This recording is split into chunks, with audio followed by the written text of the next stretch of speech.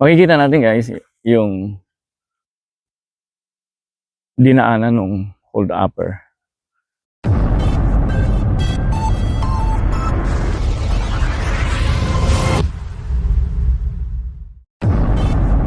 Kapiwa, good morning and good day and have a blessed day. Ito naman tayo muli at ating gagaygayin yung lugar dito sa Holy Family. Actually, galing lang kami doon sa labas. Titingnan natin. Yan yung pinagmula natin. Ngayon ay pupunta tayo doon. Dito tayo dadaan sa papunta ng C6 kung tawagin. Dito kasi mayroong kwento. Kwentong totoo sa makailan lamang. Ito po yung aming nagsimula na tayo. Yan ang ulam yan. Gulay. Hi. Hello, Astrid. Yan. Bata na sisipag. Nakaroon yan siya.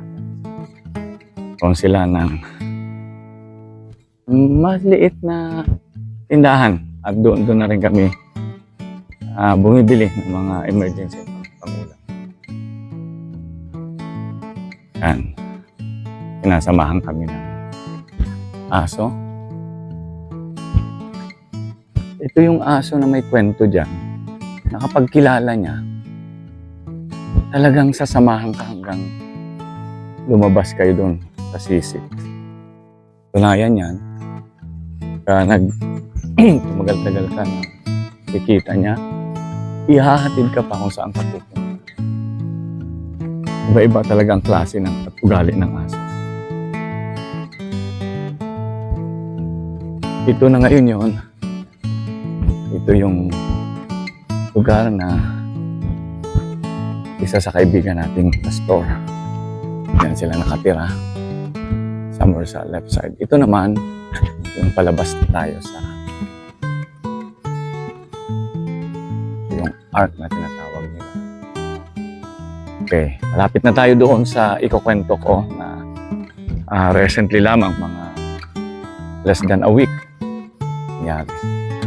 Ito yung dahilan kung bakit nagkaroon dito ng bayanihan.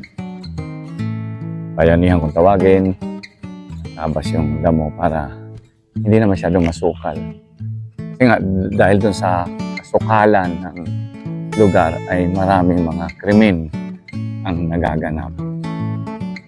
Ito na yung ginagaygay natin. Dito nagkaroon ng holdapan. At mismo taga-loob ng Holy Family yung na-hold up. Dito raw, yan sa may burol, may malaking puno. At saka dito rin, kabila may mga puno at mga masukal na madamo. Diyan nagtatago yung mga, dito nagtatago yung banda, nagtatago yung kriminal. At kung makita, ito naman yung pangin guys, diwa yan. Hima na konti. Tapos, diretso tayo sa ating kinukwento. Dito banda, yan sinasabi nila na nagtago. Pupuntahan natin. Ito yung lugar na pinagtaguan ng palarin. Kasi madamo pa ito before. Mga unang nagbablog tayo, madamo ito. Dito daw nagtatago. Hindi alam kung siguro dito sa nilang space. Tapos dahil nakarinig ng naglalakad papasok, yung una ay naglalakad, tapos yung pangalawang hold-upan ay nakamotor. Yung hino-hold up nila. Mabuti na lang yung nakamotor ay nakawala. Takbo. Pero yung naglalakad ay na-hold up. Nakawa ng hinold up ng pera at saka cellphone. Ito, nasa taas tayo ng burol. Ano, ang burol na ito ay umakyat tayo. Ito yung daanan. Ito, medyo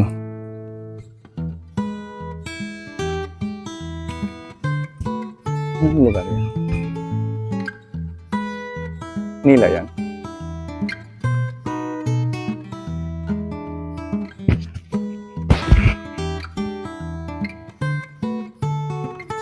Okay, kita mo yun.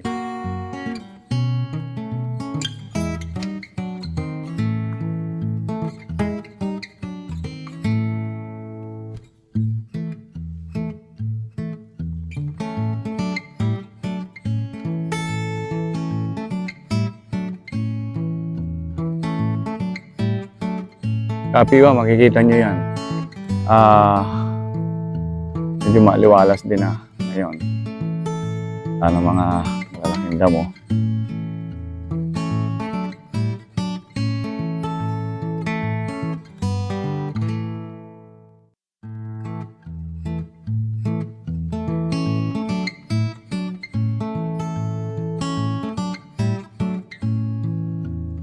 So, babalik na tayo. Tuloy-tuloy na tayo doon sa ating.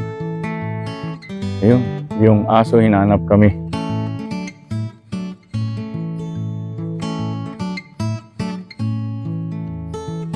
Bumalik na. Hindi niya na kami nakita marahil. Kasi bumalik. Ngayon, babalik na tayo doon sa dating dinadaanan natin.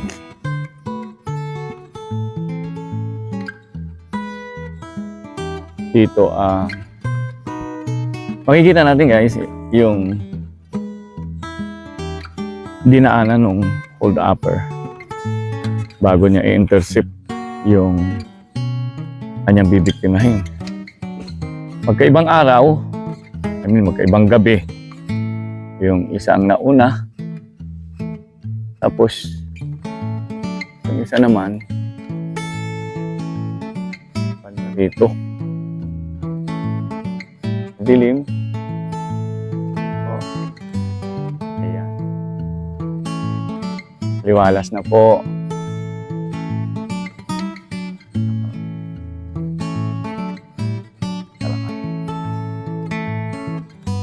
Ito yung kabilang side, yung right side. Diretso lang tayo. So matapos tutukan, may baril daw yung ang hold up. Siyempre no choice yung tao na naglalakad. Binigay niya yung kanyang may cellphone, pera, at saka siguro yung bag niya. Pero yung nakamotor, yung pangalawang bibiktimahin, atakas. Dahil nga nakamotor naman siya. Sa ganun ay naging tumindi ang pagnanasa ng mga hold-upper. Kadahilan ng hindi sila maaari makita dahil kasino naman yung tumago at tumakbo ka uli dahil sa kasukalan niya. Mahirap na hulihin at wala naman dito nag-robing na barangay. So mahirap ma-identify din. Pero pinaniwalaan ng mga taga rito ay dayo. Pangalawa, pinag-aralan ng mga salarin ang ways, ang lakad, ang oras ng mga tao na kung kailan sila hindi gaanong matao ay sasalakay at gagawa ng krimen. So, ayan, marami ang mga inayos talaga. Halos buong kalsada papunta doon sa Holy Family. Ang magiging problema na lamang dito ay ang kalsada na malalaki ang tipak ng mga bato na hindi naayos. Pinipilit naman itong ayusin, kaya lang nangyayari hindi na ikipagtulungan yung barangay, yung government, dahil nga ito ay private property. So ang mga tao lang dito, hanggang doon lang sila sa pagtambak ng lupa at hindi naman ginagawang kalsada. So pag lumakas ang ulan, karoon ng baha, nawawash away yung kanilang mga inilagay. Balik na naman sa dati. Kaya ilang beses na ito pinaglalagyan ng mga buhangin, mga bato rin para sana maging tumibay. Pero isang bahaan lang, wala na. Ano na siya? Bigay na. Balik tayo doon sa kinukwento natin. Itong mga taong salarin or mga taong gumawa ng mga hindi dapat gawin ang pang-hold up. Parang pang-aapi na rin ito sa kapwa. Hindi patas na uri ng trabaho. Para lamang kumita ay gagawa ng masama. At the expense ng other, no? Na sila'y nagpapakapagod. Ang trabaho ay legal to the point na buhayin ang pamilya, pero ito hindi ganon ayos. Dito, papakita natin na ngayon ang sisi. Okay. Dito tayo na. Dito tayo na. Alin mas malapit? Malayo yun. Babalik tayo doon. Okay. Ngayon, tinignan lamang natin. Ngayon, babalik tayo sa kinukwento natin na anong implikasyon at lesson na matutunan natin doon sa mga kriminal at doon sa salarin at saka doon sa kanyang biktima. Una, makikita natin na ang kasalanan ay bagay na ginusto ng tao gawin. At maaaring merong nagtulak, ito man ay kahirapan o pangangailangan o dili naman kaya ay sasabi natin na ito ay talagang kasalanan.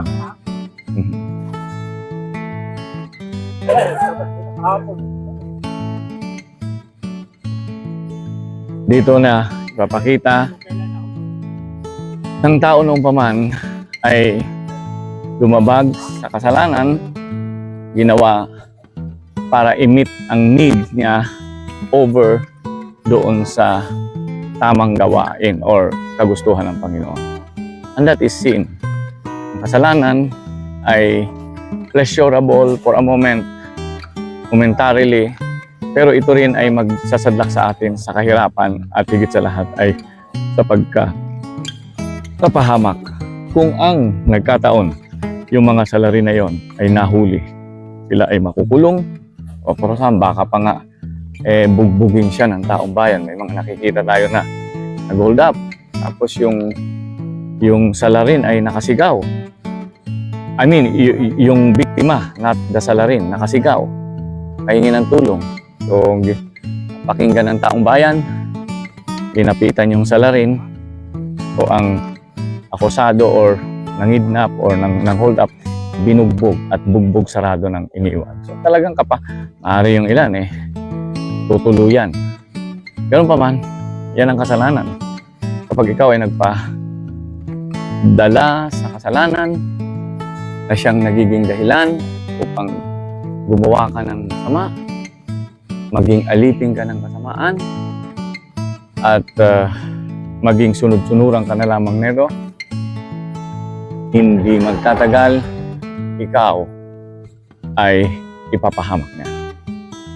Bagamat sa tingin mo ay parang masarap, gusto mo, nakakainganyo, pero dahil kasalanan, ikaw ipapahamak niyan at tuluyang ibabagsak ka sa pagkadahop ng higit sa lahat. Pangalawang katotohanan ng kasalanan o paggawa ng mali. Ito ay nagbubunga ng tinatawag natin slavery.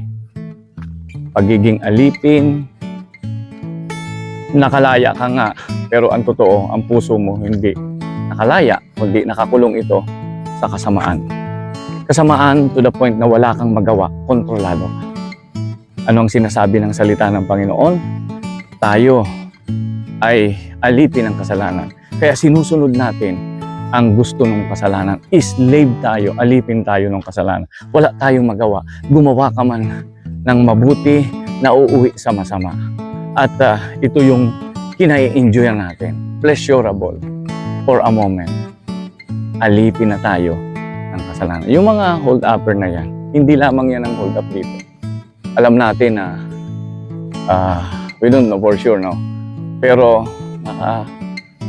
ito ay ginagawa din niya. Nakagawa siya rito ng isa o dalawang bagay. Actually, matagal na yung balita. Inulit lang naman ngayon. Nung bago kami rito, kasi magdadalawang taon na kami na nakatira dito sa Holy Family. Nung bago pa lang kami, talagang matindi. 2 taon, pero bago yan, nakakabalita na kami ng matagal-tagal na nagnanakaw. Yung mga cable nga rito, mga electric wire, pinagnanakaw, kinukuha ang tanso, pinapakil, at kung ano-ano pa. Ganun din, may mga hold-upan na rin. Katunayan nga nito, hindi na bago ito sa mga taga rito. Alam na nila, balita na nila. Kaya, aming hinihiling lang ay magkaroon dito ng magro-robing. Ganon, ito ay hindi na gawing kagayahin, pamamarisan ng mga masasamang tao, masasamang loob.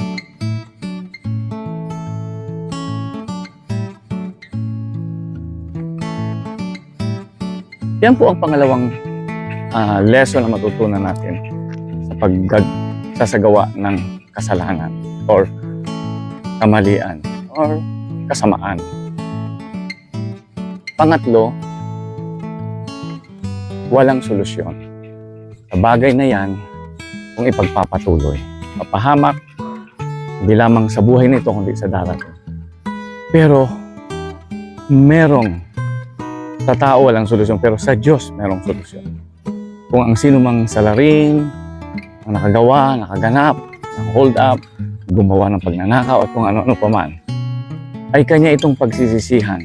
Manunumbalik siya at hayaan niya na ang bukod tanging makapangyarihan na siyang makapagbago at makatulong sa kanya para hindi na muli siyang matukso, makawala na siya doon sa bitag at pagiging alipin ng kasalanan. Pagsisihan niya ang kanyang kasalanan, tanggapin niya si Jesus bilang Panginoon at sariling tagapagligtas. At natitiyak po ako dahil sinabi ng salita ng Diyos, siya po ay magkakaroon hindi lamang ng kapayapaan, katiwasayan, katagumpayan laban sa kasalanan at sa mga kahinaan niya at pagkalaya doon sa pagiging alipin ng kasalanan, magkakaroon siya ng buhay na walang hanggan at katiyakan ng kaligtasan sa kanyang physical at spiritual buhay. Kaya naman po, inaanyayahan ko kayo, mga kapiwa, tanggapin nyo si Jesus bilang Panginoon sa sariling tagapagligtas. Muli, hanggang dito na lang. Good morning and God bless you mga kapiwa. Hanggang sa muli. Kita tayo sa next vlog. Bye-bye.